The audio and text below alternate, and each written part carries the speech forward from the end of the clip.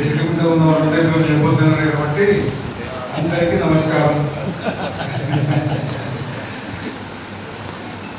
ఈ పేరువారు జగన్నాథం గారు నాకు చాలా అత్యంత ఆత్మీయులు. వారి కుమారుడు వారి జ్ఞాపకాన్ని గుర్తు చేయడానికి ఈ అవార్డ్స్ ఫంక్షన్ నిర్వహించడం చాలా గొప్ప విషయం. వాళ్ళకి ముందుగా అభినందనలు. అట్లాగే ఈరోజు జగన్నాథం గారి పేరు మీద నెలకొల్పబడినటువంటి అవార్డ్స్ని పొందినటువంటి మిత్రుడు కన్నా అలయ్య గారు, మరో మిత్రుడు వీరి మిత్రుడు గారు నాకు వీడు ఎందుకు అంటారంటే చిన్నప్పటి నుంచి మేము అన్నయ్య అనుకున్నాం. వీడు నన్ను అంటే నాకు రాధా అనిపించే మిత్రుడు. నాకు ప్రపంచంలో అట్లా రాధా అనిపించే మిత్రుడు ఎవరైనా ఉన్నారు అంటే అదే సంస్థ ఒక్కడే. ఇద్దరం ఒక 3 సంవత్సరాలు ఒకటే ఇంట్లో రూమ్మేట్స్ ఒకటే ఇంట్లో వంట చేసుకొని మాత్రం మేమే వంట చేసుకొని వంట అయిన తర్వాత కష్టంగా ఒకటే వంట చేసుకొని కాలేజీకి వెళ్ళి లెసన్స్ అటెండ్ చేసేవారు. అయితే వీడు చాలా చిన్నప్పటి నుంచి మంచి కవి. నిత్య జీవితంలో కూడా కవిత్వం మమ్మల్ని ఇద్దరిని కూడా ఎట్లా కలిపేది, మమ్మల్ని ఇద్దరిని ఎట్లా ఇంత దుఃఖంలో ఉన్నా సరే హాస్యం చేస్తూ దుఃఖంలో కూడా బతికినటువంటి వారు. అట్లాంటి దుఃఖంలో ఉన్నటువంటి సమయంలో ఎప్పుడైనా ఒక్క ఉదాహరణ మాత్రమే చెప్తాను, చాలా ఉదాహరణ. అదేంటంటే ఒకరోజు నా కాలేజీకి వస్తున్న నా పెన్ను పోగొట్టుకున్నాను. నేను పెన్నులు పోగొట్టుకుంటే నాకు చాలా అలవాటు. చిన్నప్పుడు కాలేజీ పెన్నులు పోతుంది, పెన్ను పోయింది. తర్వాత అదే రోజు కాలేజీలో నేను కరెంట్ ఫీజు కట్టకపోవడం వల్ల చాలా టైం ఇచ్చారు. ఆ టైం అంతా అయిపోయింది. అందుకని నేను మీ పేరు తీసేస్తామని నోటీస్ పేరు నా పేరు వచ్చింది. ఆర్ట్స్ కాలేజీలో చదివాను. నేను నిండా మూడవది. ఇంటికి వస్తుంటే దానిలో ఏదో ఒక ఆ రోజుల్లో మేము ఈ పాత్ర బదులుగా బుగ్గలని వాడేవారు. దాని మీద ఒక గ్లాస్ కవర్ ఉండే. ఆ గ్లాస్ ఎక్కడ కిందపడి పడి ఆ గ్లాస్ మీద నా కాలు తీసుకొని కట్టు వచ్చింది. ఆ పరిస్థితుల్లో వచ్చాను నేను ఇంటికి. 2 సంవత్సరాలు నాకు ముందే వచ్చాడు. వచ్చి ఏదో అర్థం మొత్తం ముఖం ఎట్లా పెట్టావు అంటే ఏముంటారు బాబు అంతా ఏడుపు. ఏమైంది కాలేజీలో పేరు పెట్టేటుంది, ఎందుకు పోగొట్టుకున్నా, కాలికి రక్తం వచ్చింది అంత. అనగానే కాలికి గాయం, పెన్ను మాయం, రేపు కాలేజీలో నీ పేరు కూడా ఖాళీ.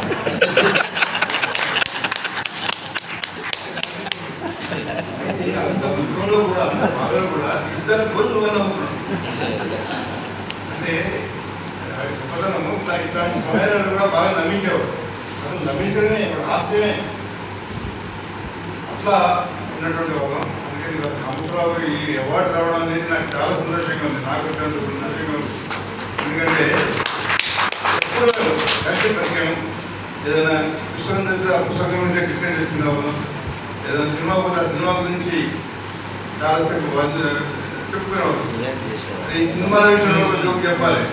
ఏంటంటే నన్ను మీకు సినిమా చూస్తే మీరు నా దగ్గర డబ్బులు ఉండేది కాదు, కానీ వీడి దగ్గర డబ్బులు ఉండేది. సినిమా పోయినా తీసుకుపోయేవాడు. అట్లా నన్ను ప్రేమతో తీసుకుపోతున్నాడే అనుకున్నాడు. ఒక 4-5 సినిమాలు వచ్చిన తర్వాత ఒక పత్రం నా ముందు పెట్టేవాడు. ఈ సినిమా గిట్ట ఖర్చు, ఈ సినిమా గిట్ట ఖర్చు, ఇవన్నీ కూడా పోవాలి.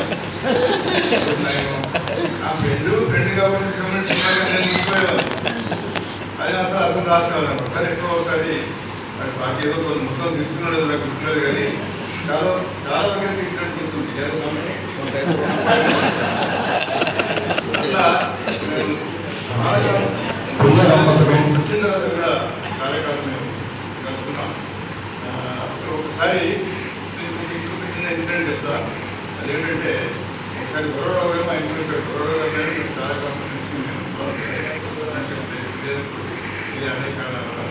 అయితే ఒకసారి వచ్చి నాకు 2 మనవరాలు, నీ మనవరాలకి ఏం పేరు పెట్టినావు నవ్వి అని అడిగాడు. అడిగితే దాని పేరు వర్ష, బాగా వర్షకాలంలో పుట్టింది కాబట్టి.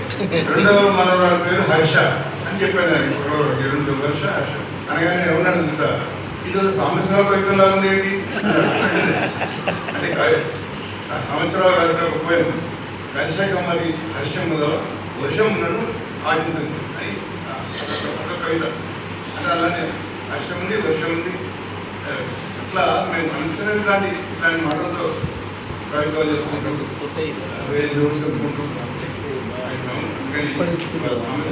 ప్రత్యేకంగా వాళ్ళు నిజానికి చాలా టైం ప్లానెట్ అంటే నేను వాళ్ళ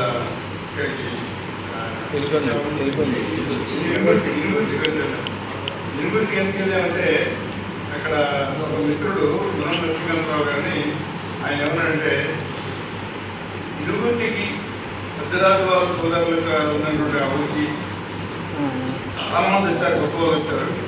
మీరు మాత్రం ఇంతవరకు ఎన్నడూ ఇనుగుర్తికి రాలేదు కాబట్టి వాళ్ళు ఈరోజు వాళ్ళకి ఒక ప్రోగ్రాం పెట్టారు, తప్పకుండా మీరు తీసుకురమ్మన్నారు అని చెప్పాడు. అమ్మ ఇంకా ఇనుగుర్తి నిజంగా చాలాసార్లు పోవాలనుకున్నాను నేను, సరే ఏదో కారణం ఈరోజు కనీసం వాళ్ళు పెట్టారు కాబట్టి వెళ్ళాలి అని చెప్పి నాకేం చెప్పాడు లక్ష్మీకాంతరావు, ఒక 1 hour పోవడం, 1 hour అక్కడ ఉంటాం, 1 hour వచ్చేస్తాను 9కి బయలుదేరుతాం, 10కి అక్కడ చేరుకుంటాం, 1 hour తప్పగా ఉంటాం, 11కి మళ్ళీ బయలుదేరి 12కి వస్తాం. అమ్మ పర్వాలేదు, చాలా మంచి ప్రోగ్రామ్, 3 గంటలు అయిపోతున్నారు. అయితే 11:30కి అక్కడ చేరుకున్నాం. చేరుకుంటే 3 దాకా అక్కడే ఉన్నాం. ఎందుకంటే దాదాపు 10-15 మంది మాట్లాడారు ఉపన్యాసాలు. ఒక్కొక్కరికి లక్ష్మీకాంతరావు గారే అని చెప్పి ఒక్కొక్కరికి 2 నిమిషాలు టైం ఇస్తున్నా అని చెప్పాడు. 2 నిమిషాలు టైం ఇస్తే ప్రతి ఒక్కరు కూడా కనీసం 20 నిమిషాలు మాట్లాడారు. అంటే మన దేశంలో ఈ టైంకి ఎంత పడుతుందో తెలుస్తున్నారు. ఇంతకుముందు ఈ కార్యక్రమం ప్రారంభిస్తూ మన అధ్యక్షుల వారు ఏం చెప్పారు, 8:30 కల్లా ఇది నువ్వు అయిపోతుంది, ఈ సంవత్సరం అంతా హాయిగా ఇంటికెళ్ళవచ్చు.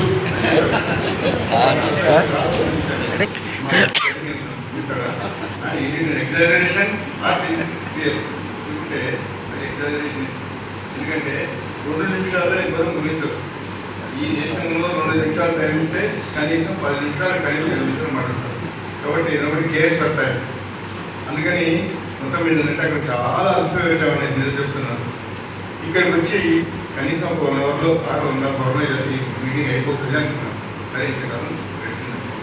సరే ఒకందుకు మేము వీరవారం జగన్నాథం గారి ఇద్దరు కొడుకుని కూడా చాలా హోల్ హార్టెడ్గా అప్రిషియేట్ చేస్తున్నాం. ఎందుకంటే నాన్నగారు చనిపోయిన తర్వాత నాన్నగారిని గుర్తుంచుకున్న చాలా తక్కువ ఈ దేశంలో. అట్లాంటిది వాళ్ళు గుర్తుంచుకొని వారి పేరు మీద